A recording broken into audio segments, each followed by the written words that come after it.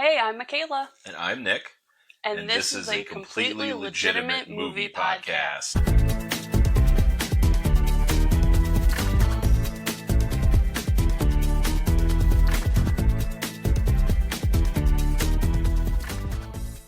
Hello, everybody. We are here today with a special bonus episode. It is Makaila's birthday today. We thought we'd record a little something. She's going to take us through her top 5 favorite movies and I guess why they're her favorite. What do you want to say anything for your birthday before we get started? Happy birthday, me. You're 33. Yippee.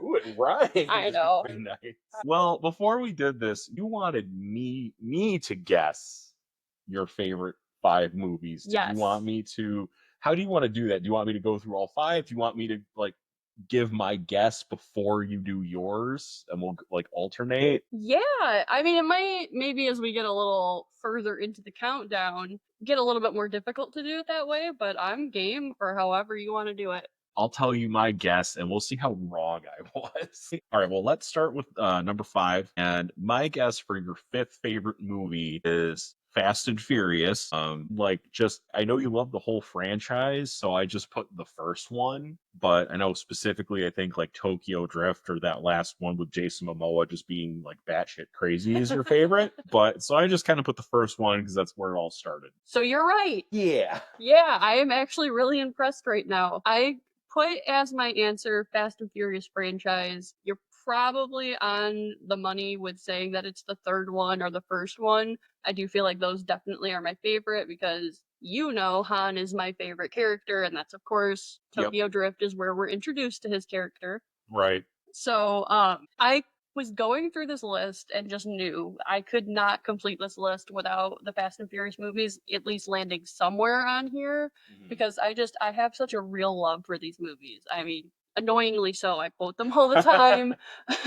I listen to the songs. I'm very randomly just bringing up Fast and Furious into conversation.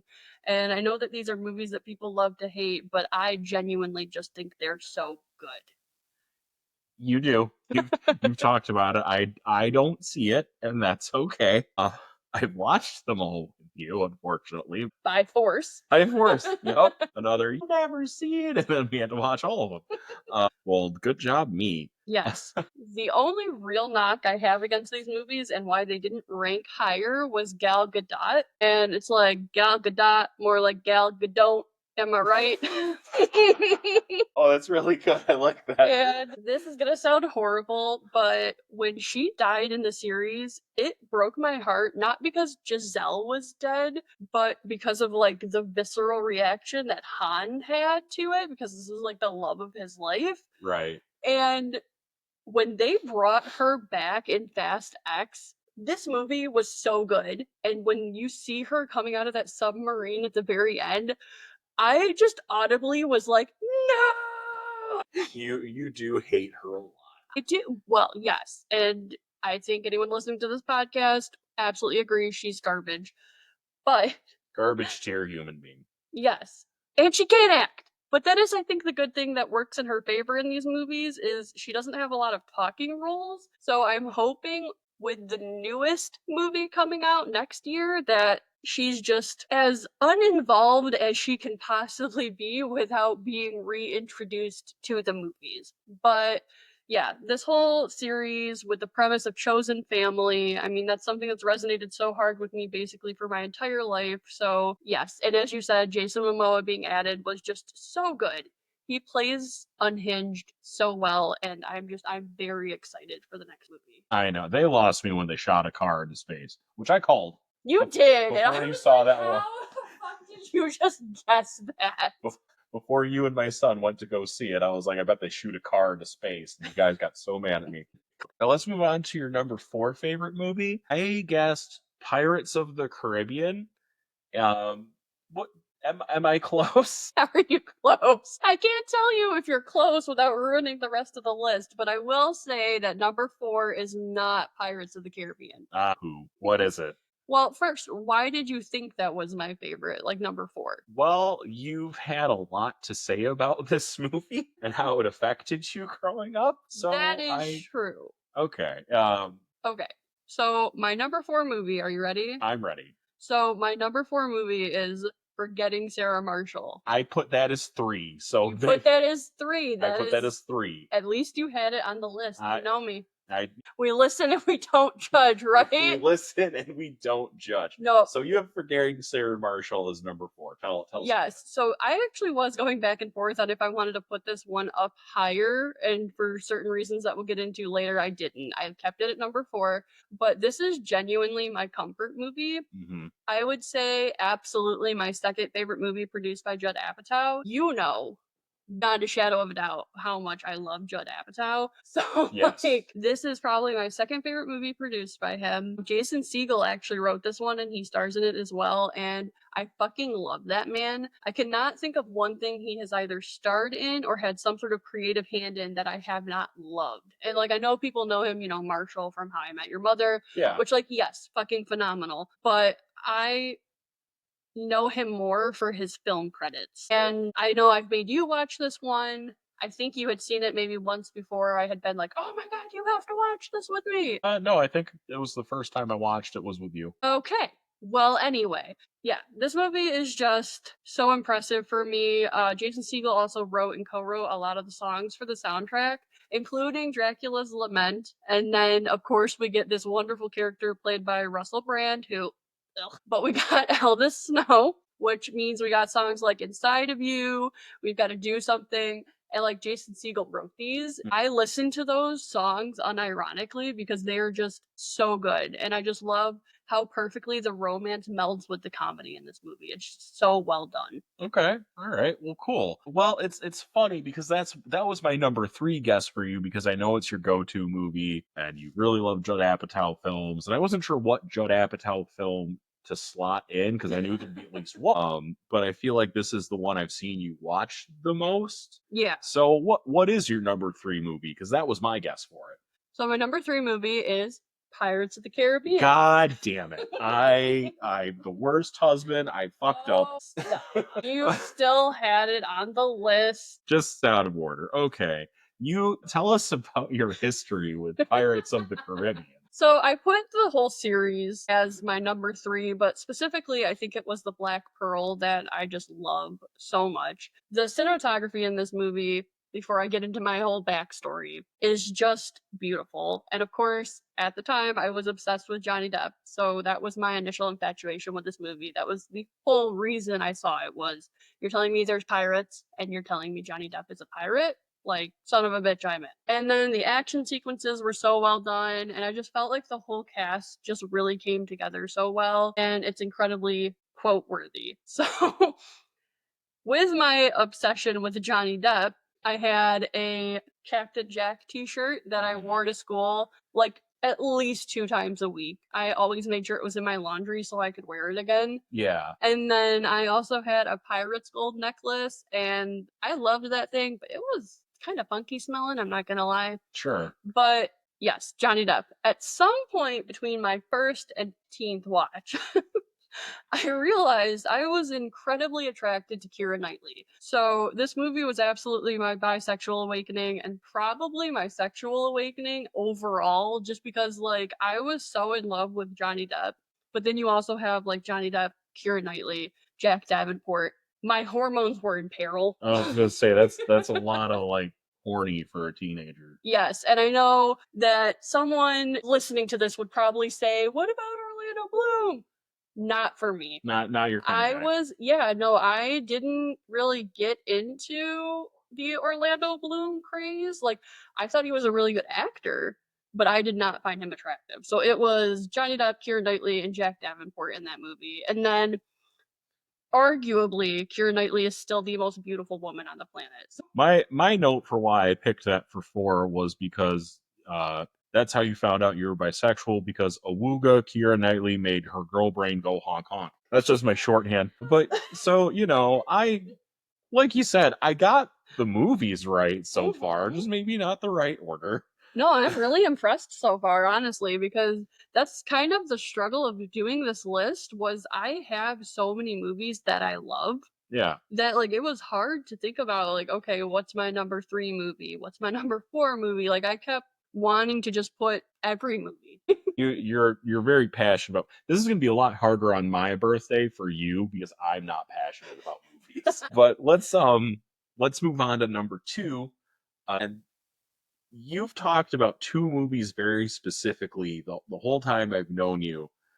So my guess for number two is the film Benny and June. Yes. So You did it. yep, I am nailing it. My note is that it's because Johnny Depp also made Girl Brain go brr. I thought it went honk honk. Well, What's my brain doing? Hong Kong's for girls, Burr is for Johnny Depp. Oh, only Johnny Depp. Okay. Only no, like Seth Rogen and Jason Segel get another noise I haven't thought of. You're working on it. I'm workshopping it. Tell us more about Penny and June, because I'm gonna be honest, I don't remember much about this movie. So this used to be my favorite movie, for a really long time actually, until the point of basically me being 16 and until 2017. That was my favorite movie. So that was a lot of years. But the premise is basically this brother raising his mentally ill sister, and they play this game of poker and basically win someone's cousin, which is like really wacky. Yeah, it's a weird premise. But it works. And the sister June and the cousin that they win, Sam, fall in love. And like I said, I used to be super obsessed with Johnny Depp. Like, and I'm talking like this was my personality trait. People who weren't even my friends would see me in the hallway and they'd be like, "Oh, look, it's Mrs. Depp." I would not shut up about the man. Like, you were like was... first you were the girl who meowed, then you Naruto ran. Before Naruto. Again, I'm getting everything out of order. That's my curse apparently. No, it was Cat. Naruto run, but Naruto had not come out yet. Oh, they ripped you off. You should sue. I should. And then Johnny Depp girl. Yeah, no, I'm not even kidding. And the funny thing about this movie is it actually started out as my favorite movie as basically a lie. So like, my brother Brian, who I've told you like basically was a rock star to me when he was alive. Yeah. So his wife and him were over at our house and they saw me watching Girl Interrupted. And that was a movie that almost made it on this list too. Spoiler alert, that's not my number one, but I was really considering putting it on this list. I didn't have it anywhere on my radar, so I'm glad it wasn't. And she sees me watching this and she's like, "Oh, well, if you love this movie, I'm sure you love Benny and June. It's such a good movie." And she was really hyping it up. And I'm, like I said, like a teenager at this point, so I didn't want to seem uncool. And so I told her, like, "Oh my god, yeah, it's my favorite movie. Like, I watch it all the time." And no, I had never fucking heard of this movie. Oh, wow. But then I was walking through Walmart, and I don't know if they still have them. I don't think they do, but they used to have these, like, $5 movie bins or something like that. Oh, I remember those. So it was in that bin. Yeah. It was with another movie, and I cannot remember for the life of me what that other movie was. But it was in there, so I watched it, and I was like, yeah, no, this is my favorite movie. Like, I love this movie. It's that song 500 Miles. Yeah. That's in there as well. That's like played at the beginning of the movie. And like that's what like set me off into this big like anytime I hear that song, like I think of that movie. Gotcha. Yeah. Well, cool. I didn't know it all started as a lie, but you became the mask. But that's pretty cool. Thankfully, yeah, it turned out to be my favorite movie for real. For a while, everything worked out. And then number one, and I know this because you've declared it your favorite movie of all time many times, is The Big Sick. And that's because if there's anyone you love more than Keira Knightley, it's Kumail Nanjiani. I'm sure if he knocked on our door and was like, "Hey, kill your husband," you'd be like, "Oh, okay." First of all, what the fuck was that voice? Well, I didn't want to like do a really like insensitive impression, but I didn't want to sound like me. Second of all, he would never. Oh yeah, no, I mean, he has better things to do. And like, no, okay, I love this movie. It is my favorite movie. I love Kumail's comedy, but I don't know what you're inferring, as if I have him on the same scale that I have Seth Rogen and Jason Segel and Jack Black. Like he's on this list of like celebrity heartthrobs. That's kind of how you hype him up. No, I just think he's really fucking funny. Yeah. You hype him up totally differently. I like how your heartthrobs list is Jason Segel and Seth Rogen, which explains a lot about why you're with me. It's like Jason Segel, Seth Rogen, Johnny Depp. One of these is not like the other. Anyway, go on. Anyway, I'm not gonna get too in depth with this movie because I know we probably are gonna review it at some point, so I'm not gonna like get super into background knowledge and all of that. Sure. But the thing that I love about this movie, and yes, also it is another Judd Apatow movie. He produced this one, so yeah, you were right about Judd Apatow being on the list. He's on there twice. Yep.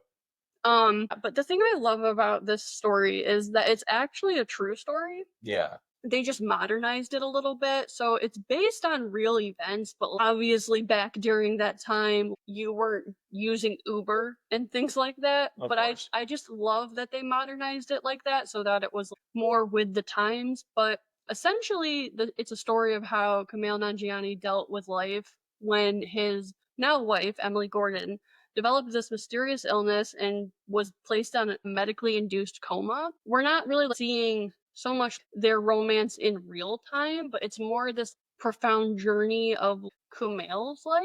Yeah. I don't know, it's so good. So real talk though, I initially watched this movie for two reasons. One, Judd Apatow. I don't know how many times I can say this. I am obsessed with this man. You are. I see his name and I immediately know like this is going to be the best fucking movie I watch. And You all of his movies are like that. right. Well, that's what I mean. It was really hard to slot in one Judd Apatow movie, and I actually didn't know he was on this one too. So cool. Yes, lead producer on this one actually. Gotcha. Yes. But the second reason, whole phase, I was basically working my way through Wayne State's engineering department. Like you were in the program? No. So a lot Okay. of the engineers were from India was basically the joke. I was in front of that campus a lot more before I went there. Oh, okay. Well, But we both had our hoe phases, and they look very yes, different, but that's yes. okay. But just, I really did feel like Emily's character was relatable to me. So when I saw this trailer, it was kind of like, yeah, no, I feel that because I always felt like I was good enough to have sex with, but not good enough to date. Like I was always gonna be this like secret Right. or something like that. So I really saw this and I was like, oh wow, I'm gonna go see this movie. Trust me, Addie gave me shit about it too. She was like, that's you. And I was like, shut up. Well, your friends were very surprised that I was white. Everyone was Everyone was surprised you were white. When I said, this is my boyfriend Nick, and they were like, okay, but why is he white? But no, then they saw you, and they were like, oh, he's got the whole Seth Rogen thing going. We get it. The other end of spectrum of Yes. men you like. Yes. Got it. But anyway, okay, before I get sidetracked, the movie, The Big Sick. So it's got also in it Holly Hunter, Ray Romano. There is a 9/11 joke in here that is just so fucking good. How many movies do you know that can have a 9/11 joke? It's still not easy to pull off, and it's No.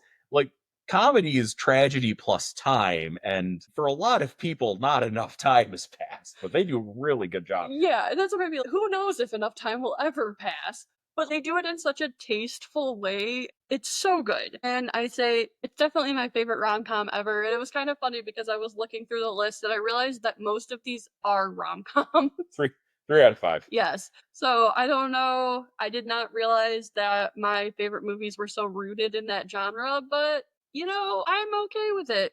Especially because there's two Judd Apatow movies.